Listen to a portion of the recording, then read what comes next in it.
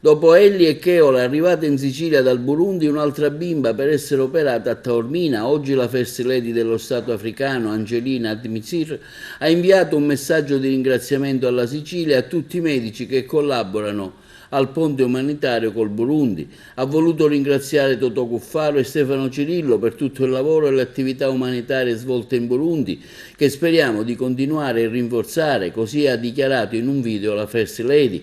Totò Cuffaro e Stefano Cirillo, nel ringraziare a loro volta Angeline Nadismin, ha confermato che nel prossimo mese di luglio andranno in Burundi per proseguire il lavoro sui progetti che stanno realizzando per programmare il progetto più ambizioso della realizzazione di una cardiochirurgia pediatrica in un paese dove i tanti bambini con cardiopatie possono essere operati e salvati.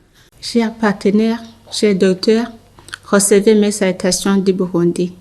Je voudrais envoyer ce message pour exprimer mes sincères remerciements à nos partenaires dans les projets de santé à travers la Fondation Bonne Action Umugiraneza que je dirige.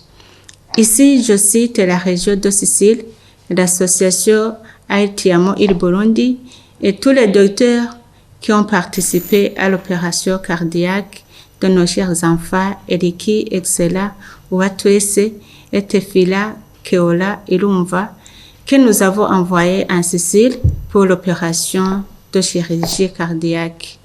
À travers notre fondation, nous allons envoyer d'autres patients pour bénéficier de soins médicaux.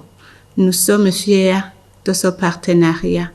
Je remercie grandement Dr Totò Cuffaro, Dr Stefano Cirillo pour tout ce travail et les projets humanitaires que vous continuez à effectuer au Burundi. Nous espérons renforcer et pérenniser notre partenariat. Je vous remercie.